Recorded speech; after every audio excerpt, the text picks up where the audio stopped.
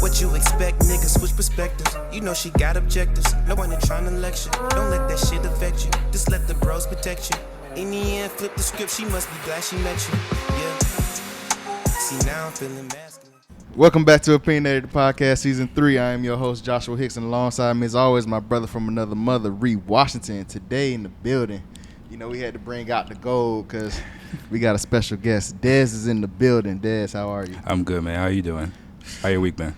You know, I'm black and successful, man. I got to bring out the gold for you. But Dez, I mean, Ree has been talking about you for so long now that we had to get you as a guest on the show. So just tell the people a little bit about yourself. I know. You hyped me up too much. Make me nervous, you know.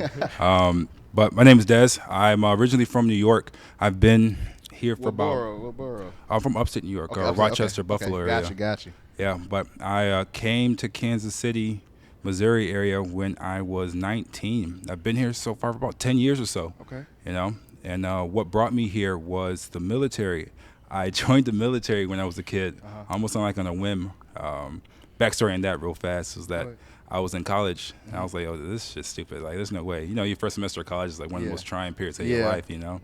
I'm like, yo, this is dumb. I hate this. I was going to school for sociology, which didn't make sense anyways, you know.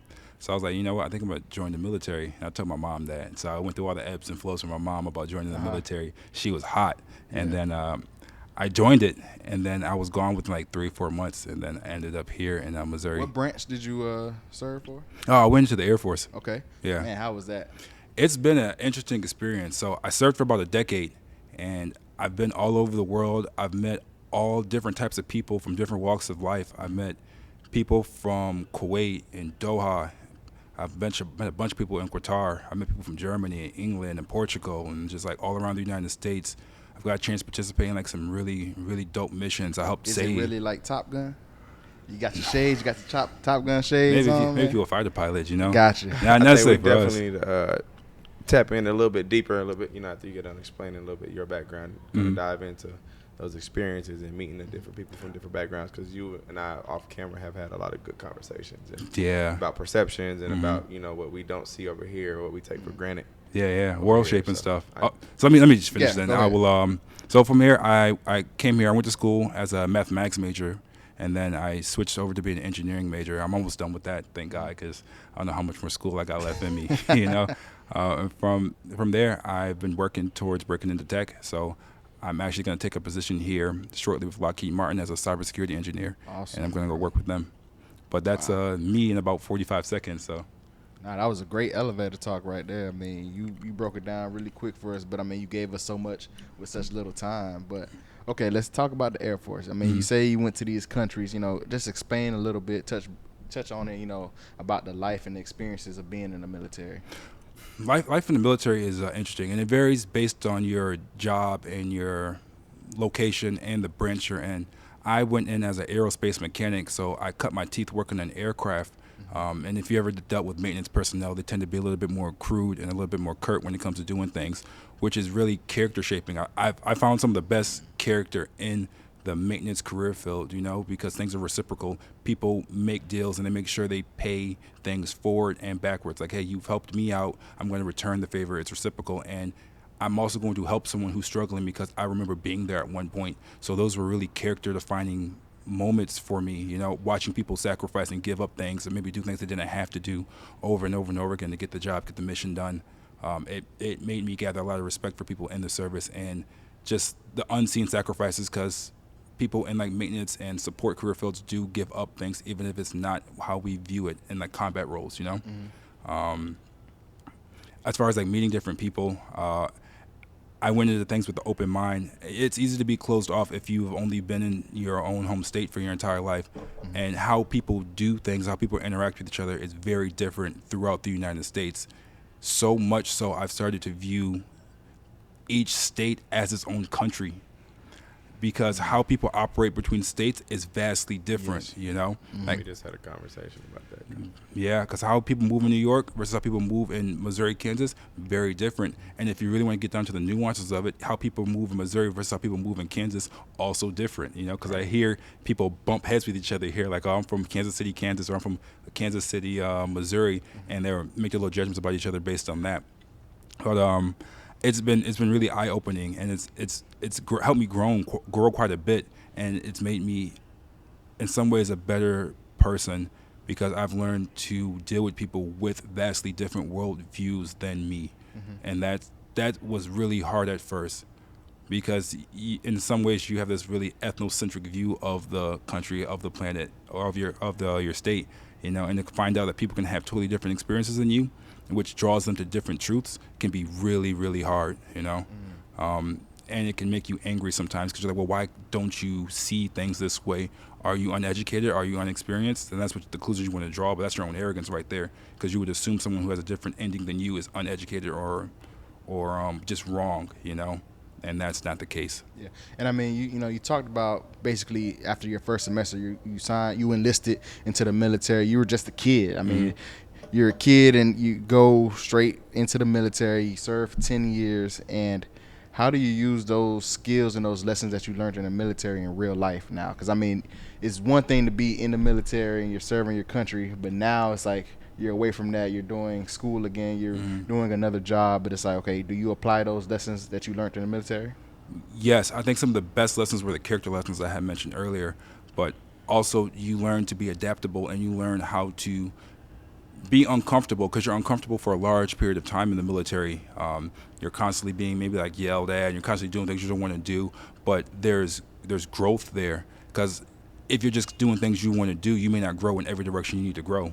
Right. So I learned how to do things I don't want to do and then do it over and over and over again because some things you don't want to do but you just got to get done, and I learned how to put my personal feelings aside about a situation to get what needs to be done, right. And it's made me very successful in the civilian marketplace because I don't have these small problems with my coworkers.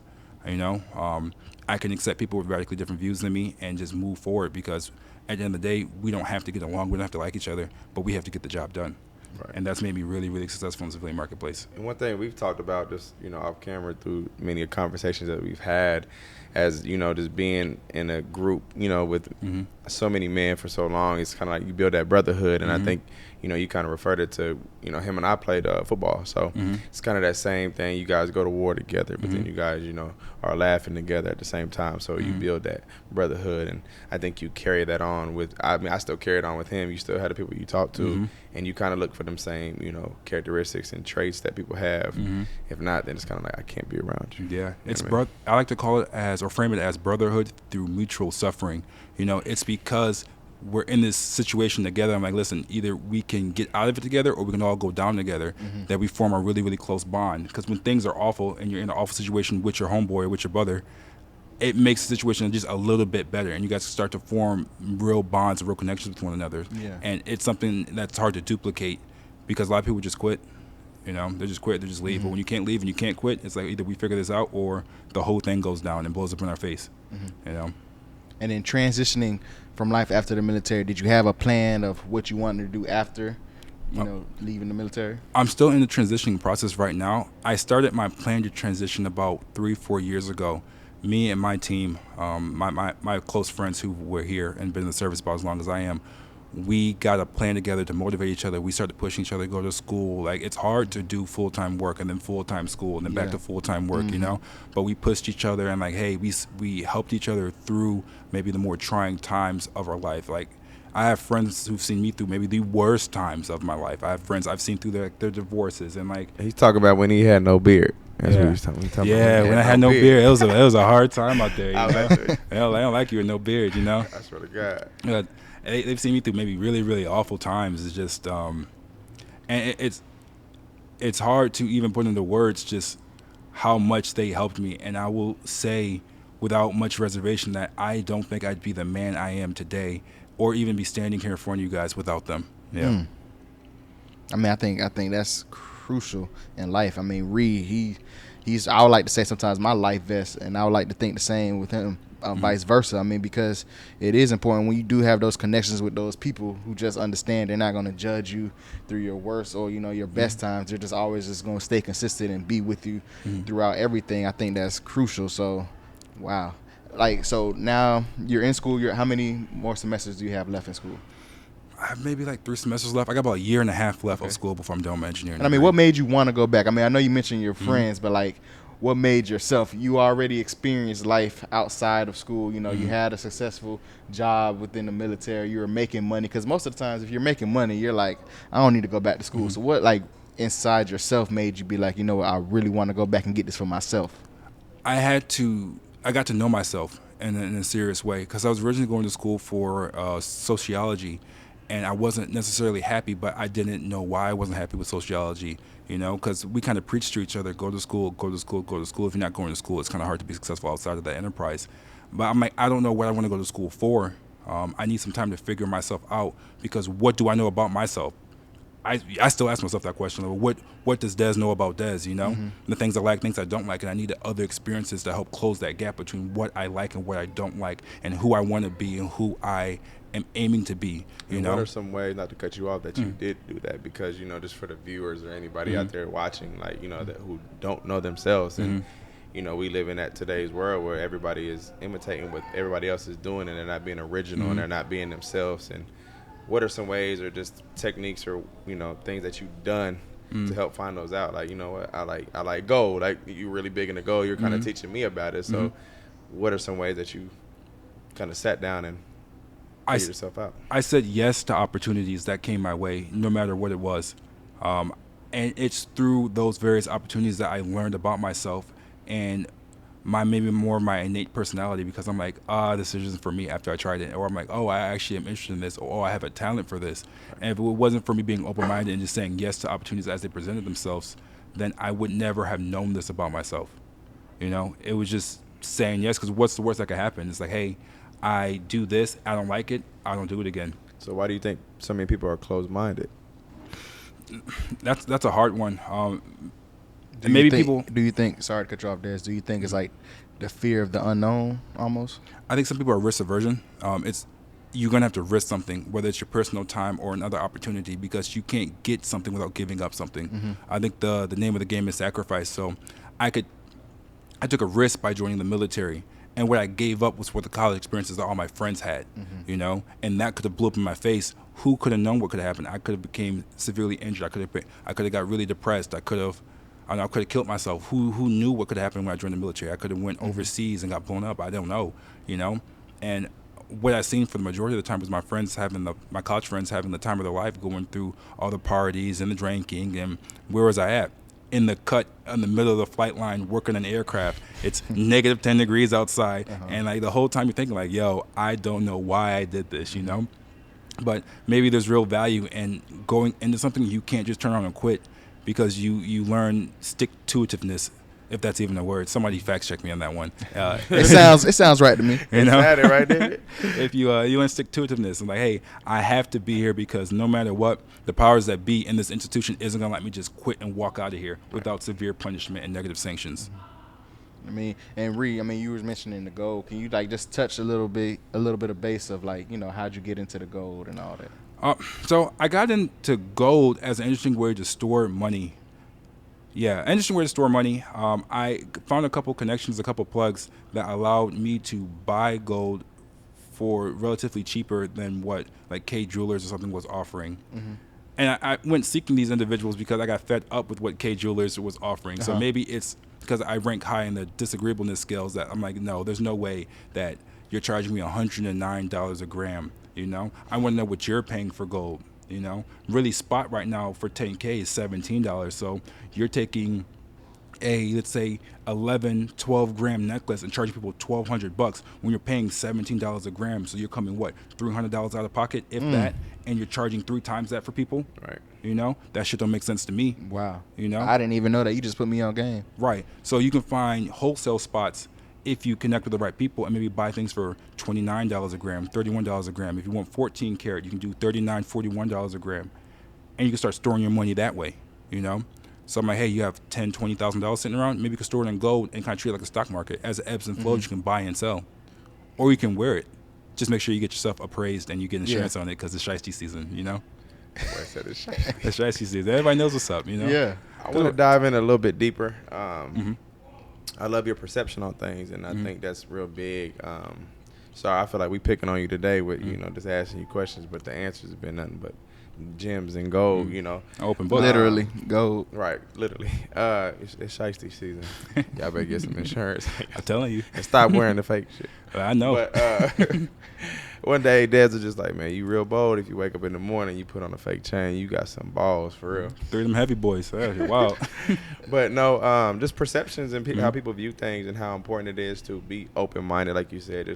I think that comes from a lot of your background and the decisions you make is just being open-minded and willing to take risk. And, you know, sometimes you might lose, you know, but that doesn't mean another door won't open up. Just how important it is to, you know, have your perception be clean in a way, you know, and non-judgmental. And I think it's very important because life's non-linear. I mean, as you try to muddle your way through the world, you'll see life kind of works like a zigzag pattern. It's only through having an open perception when to try stuff can you narrow down your view and your focus, you know, because what do you know about yourself and what do you know about the truth without going to find something? Having a clean perception and not muddied vision and a good relationship with the truth could make or break you in the long run, you know, and making a honest attempt at things. I think, and this is me in my opinion, is that where people get lost at is they don't make an honest attempt at things because trying is hard. So they kind of half-ass the sacrifice that needs to be made for them to get what they want. And because they half-ass it, they get rejected by the system, and now they're angry. They're upset at the system. They're upset at people who made it through. But maybe if they would take the 10 minutes to 15 minutes to really sit down and really analyze themselves, they'd know that you weren't putting all you could put into this, and that's why it failed. But maybe it's the pain, it's kind of like ether in your spirit to know that you did everything you could do, and it still failed. But what other alternative do you have? Are you going to keep half-assing everything for the rest of your life? Right. You know? 30 and half-ass is a bad place to be, you know?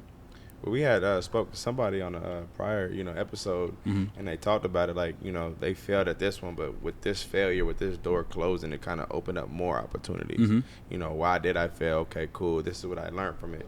Where can I put something? Where can I put it into? Like, what else can I do with this funds or with this knowledge that I've gained? What can I do with it to open up new doors? And it seemed to work for him. So I don't think they were failures to him. I think they were like, you know, lessons.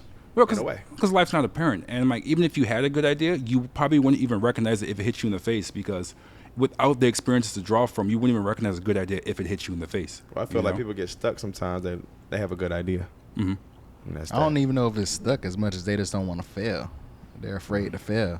Because, I mean, there's plenty of times, you know, a person may have an idea and they don't want to say it out loud because they don't want to sound stupid in the room. And it's like, no, just like you say, just who cares? Just try it. The best thing might come out the situation. So, well, there's constraints on it too, because it keeps people from trying their dumbest ideas. I'm like, well, money's always a big constraint on people. It's like, well, you can't try your wildest ideas because you'll be punished by the loss of funds if you do something crazy with it. So I think the constraints there are real, and the risk is really real, because there's been times where I've been just on the fringe of losing everything, you know, and luckily things worked out for me. But if it hadn't been, who knows where I would have been, you know? I could have been. We're all 2 shakes from poverty if we're really being honest, you know, because none of us is that far from the bottom that we can't lose it all maybe in a week, you know.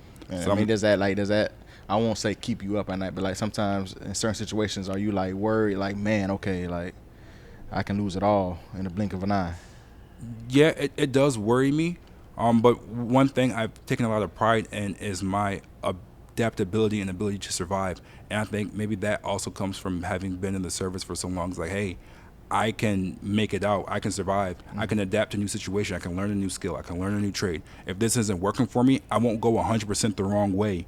You know, I'm not afraid to be like, I tried this. It's not really for me. I got to go here. You know, I got to go back and maybe touch the ground and start over again, you know. Right. But I can make things like that because I have the luxury of saying things like that because I just have to take care of myself. You know, I don't have any kids to worry about. I don't have a family to support.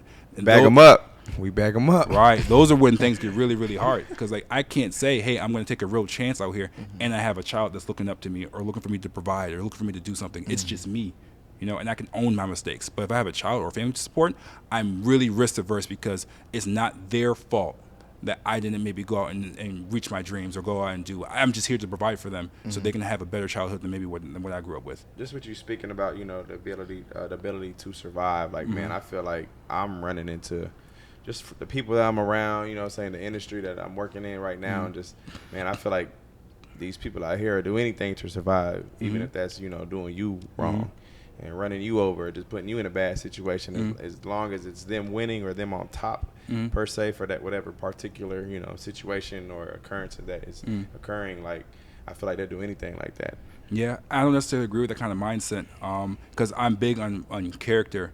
I've read a book by I forget his last name, but it's called Man's Search for Meaning. It's by Viktor Frankl, you know. And one of the overarching motifs in this book is that, hey, even under extreme privation, there's some things you don't have to do no matter what, you know, because it's about him surviving the Holocaust. And one of the quotes I pulled from there was that the best of us didn't make it out. That means there's people within this Holocaust situation that have character so strong, they weren't willing to maybe move someone's name in front of theirs on the gas chamber or play the Germans' game to keep themselves alive a little bit longer. So if under those situations, under that amount of starvation and privation and stress, that people were able to hold on to their humanity, there's no reason why I can't. Right. That's deep. And I pride myself on that because I feel like I have that, and I feel like the people who are around me, Josh, you know, and everybody else that I surround myself with, I think I look for that character, that trait specifically, you know, to like, I can't be around you if you're not like me in a way. Because it's trust. You can't trust that person. And if I can't trust you, that's the foundation for all relationships, you know? Right. And I often try to tell people it's not about the money, it's about the relationship. I'm like, you guys think it's about the money you lost, the money that's spent. What you're really protecting is the relationship. And those who get it, and those who don't. And I'm like, you can never reach that next echelon of management or the next echelon in your business because people don't trust you because you don't keep your relationships good, you know? Pay your debts. Pay what you owe, return the favors, you know? Because people are going to talk about you, and all your opportunities exist in the rooms that you're not sitting in. People talk about you in rooms that you're not sitting in. I'm in this podcast because people were talking about me in a room I wasn't sitting in. And I wish the world could, you know, think like that. Because, I mean, even in this country right now, I mean, if you've been watching the news for the past week, it seems like it's almost survival of the fittest. It's like people are out here doing things that we've never really seen happen within, you know, a short period of time. I mean, Ree and I talked about on a previous podcast. I mean, kids are no longer safe to go to school. You can't go to church. You can't go to the grocery store. Like, what are your thoughts on this? Because, like, I mean, you've been someone who's been fortunate enough to go to other countries and see how they lived and how, you know, things work in their country. So it's like, what are your thoughts on everything that's going on right now in America? I think we have. Sorry, go ahead. No, you good. I think we have a cultural sickness here that we haven't really dealt with. You know, we've idolized the wrong things, and we've allowed people to manifest those ideas for too long. We have to get to the root of our identity. Like, hey, who are we going to be as Americans across the board, you know? Are we so in love with certain elements of our culture that we can't let it go no matter how many kids are cut down? You know? And that's not just talking about like gun control or anything like that, but even like in the African American culture, like, hey, what ideas are we going to let manifest over and over and over again? We know who are the worst people in our communities, yet we do nothing about them. You know, I want my kids to be able to go to the park without worried about some older kid robbing them or shooting them. I want them to be able to wear the colors they want to wear, you know? But I have the luxury of being able to sit and think about things like that because I'm in a comfortable spot in my life now, you know? But I want them to be able to think and be free and like be able to explore all different elements of blackness, you know, not just the element that protects you, you know. You have to walk around the city angry face. You can't smile because then you might victimize yourself, you know. Like, what the fuck you happy for, you know? Can't be too carefree. Yeah. Can't look too happy. Can't have too much nice shit. Then people start targeting you, you know. That's a sickness we got to deal with. And I mean, that's even reverting back to like, you know, your opening statements when you're like, America is built up of states, but like they're their own countries individually, because it's like, I'm from Miami, you know, and Florida has its own track record. Yep. And you got Florida, but you have Texas, you have New York, you have California. Those are the major states that everybody kind of looks at and they're like, what are you guys doing over there? And, you know, even with this shooting that's happened in Texas, it's like, man, these are kids at the end of the day. You're Buffalo.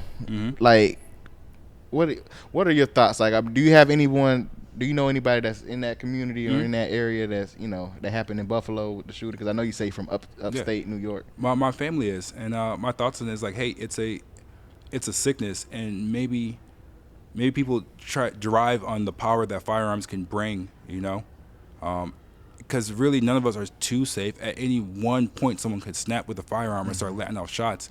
And I'm not bulletproof. I don't know about y'all. I'm not bulletproof. You know. Shit, I am. Well, I ain't checked, but I ain't bulletproof. You know. So I'm like, I don't know what to do about people who are suffering from mental illness, because it's a sickness, or it's hate. I think the Buffalo one was hate. I think the one in Texas maybe was more on the mental illness side, or maybe it is taking notes from the Columbine shooter. You know, it's a person who hates existence itself. It's a crime against humanity. You know, it's like, hey, I hate existence so much, I'm going to inflict the maximum amount of suffering against those who are maximally innocent in the community, and those are children. Children are maximally innocent. You know, I don't think he had a manifesto, but if his manifesto probably be something like the Columbine Manifesto, you know, which drew inspiration from the communist manifestos, like, hey, you're going to tear down everyone's idols, and you're going to tear down what matters most to people, and just as the final fuck you, I'm going to shoot myself, because that's the ultimate showing of how much I hate humanity and I hate existence. I'm going to blow my own head off. Right. Do you think there's any hope for us right now, or are we too far gone? We're never too far gone. That's one of the great things about being human, is always redemption, you know, and we just have to not stray too far, because I never met someone who's done something so awful that they can't redeem themselves in some way, shape, or form, you know, even if it's hard for people to forgive them. I do want to touch base before we wrap this up. You had mentioned mental health. And I know on a previous podcast, I mentioned that I feel like nowadays people are just slapping mental health on the forefront. If anything's wrong with you, you got a mental health issue. Anything's going on, you got a mental health issue. And like I stated, like, you know, you're depressed, but it's there because of your decisions that you made back down the line 5, 1, 2, 3 years ago. You know, it doesn't matter how many years, you know, it happened to go, like, you're dealing with your consequences at some point in time, or the things that originated because you made that decision rather than walking through that door. So what is your look on mental health? I don't think every issue is a mental health issue. I think some people have actual problems in their life, and they have process problems. Their life has become so complex that they don't know how to handle it anymore, and you're seeing a breakdown of every institution that's close to them. Like, you can't deal with your family, so you don't have your family relationships. Can't handle your job. You can't handle this, because all your processes has overwhelmed you to the point that you're stuck in the same place, and you're just denigrating and degrading right then and there. And that's what we're watching in real time, you know. But if we can maybe hammer out some of your processes, get your life back on the right track, and maybe we can start aiming at the better, aiming at the good, because that's really what we should be doing nonstop, you know. Because I don't think life's all that bad when you start looking and focusing on the positives, and you understand that bad things are going to come your way, or, you know, life's going to have its toll on you here and there. I don't think life's all that bad. I think it's your perception and how you view it. It depends, because I think if some things would have happened to me in my lifetime, it might have ruined me, you know. Like, I don't know how people recovered from maybe having their brother gunned down or losing their child in, like, the Texas right now. It absolutely floored me. It would probably take me completely off my feet. How I would rebound from that, I don't know. I don't know. I'm fortunate to not have experienced those issues, and maybe I'm speaking with a luxury that other people don't have, and I try to keep that in my mind as well. Yep. I think that's a take that I have on it as well. Like, although I'm a teacher, you sit up there and you say, and again, I don't have any kids, so it's hard for me. I can't even pretend to say, oh, I understand what they're going through. I don't. But being around so many kids, this is the one place that you sit up here and you tell yourself, my kid will be safest here. And when your child can't go to school because you're afraid that something like this may happen, it's like, what are we to do? But we can do something about it. We just don't put our money where our mouth is. Like, at this point, in all honesty, it's easier to put armed guards in school than it is to remove all weapons. There's more weapons than people in the United States. So, hey, why not make the investment and put 2 armed guards at each school? And I mean heavily armed guards. I'm like, body armor, AR-15 armed guards. You know, just in case some dickhead wants to run in here in bulletproof armor, we can deal with them. Yeah, you know? and I think you know, that's one scenario, but I think also, you know, that probably won't go over well with a lot of parents either. But I do agree that there needs to be some type of system in place, because, like you said, there are more weapons out here than people. It's so easy. You can go on any corner right now, probably in America, and find somebody who's selling a weapon. Well, it's like, for those parents who maybe are against the idea, it depends on how quickly they want their kid safe. Because it'd be way quicker than you trying to round up everyone's firearms. I own 7 myself, you know? And there's people who are so diehard firearm owners, like, well, this is exactly what they're designed to do, is prevent someone from coming to take them, you know? So I'm like, And those who want to maybe come take them, are you willing to actually go door to door and try to get them? Mm-hmm. But because it's not your life on the line. Get your ass shot. It's not your life on the line, so you're willing to send someone else to do your dirty work. Mm-hmm. You know? So I'm like, hey, you have your choice, right? You can send your kid to a school who doesn't have armed guards, or you can. It's your choice. That's your prerogative as a parent, you know? Mm-hmm. I don't think we should have to defend our kids with heavily armed guards, but that's the only thing I could see right now that could maybe deter someone from coming in and committing something like that, or maybe give them a faster response time. You know, because waiting for police is, you know, if you have seconds, minutes, too long. Mm-hmm. That's it. That's all I can say on that one. Des, I want to kind of end this on a light note because we have talked about some great topics and had great conversation about some serious matters that's going on, not only in America but in the world. But, you know, tell the people a little bit about how they can probably invest in gold or things like that. Because, like, for instance, Ree has tried to tell me multiple times about it, but I'm not up to the game. I don't. So just break it down for a regular person. I think right now for the average investor that gold is a hard entry point. You need to have excess funds to be able to invest in and be able to sit in long term. I would recommend for anyone looking to get into investing right now is look at Amazon, because Amazon's going to do a 20-to-1 split June 1st. Look it up. And it's going to take the stock price from $2,000 to maybe less than $100, and that's going to be your best entry point to get in there. Mm-hmm. I would highly recommend that because Amazon's not going away. Neither is Tesla. Neither is Apple. So when those stock splits happen, put some money in there, even if it's just a couple $100, mm-hmm. you know, because if you would have did it maybe 10, 12 years ago when the stock was $50 or so, or maybe 15 years ago when it was $50. You put $200 in there, you would have had $8,000 today, you know. And overall, the stock market offers a return 10%, 12% each year, and time in market beats entry point all day, every day. So even if you buy in a suboptimal entry point, you'll make more money in the long run. The name of the game is patience and waiting, and that's one of the core differences between people who succeed and who don't succeed is who can wait and who can't wait, or who can have patience, who doesn't have patience. But again, that's a luxury. It's my money. I need it now. Yeah. Des, you did not disappoint, my guy. He's Ree Washington. I go by the name of Joshua Hicks. This wraps up another great episode of Opinionated the Podcast, Season 3. Love, always. I pray for peace, but I'm prepared for war. Life throws adversity and obstacles in your way to see how you respond. Before success or breakthrough, there's usually a life-altering experience that wakes you up.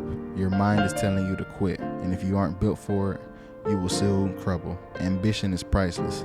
That's something in your veins, and I doubt that you'll ever change. You are who you surround yourself with. This week, become who you are destined to be, and make your purpose popular. As always, see you.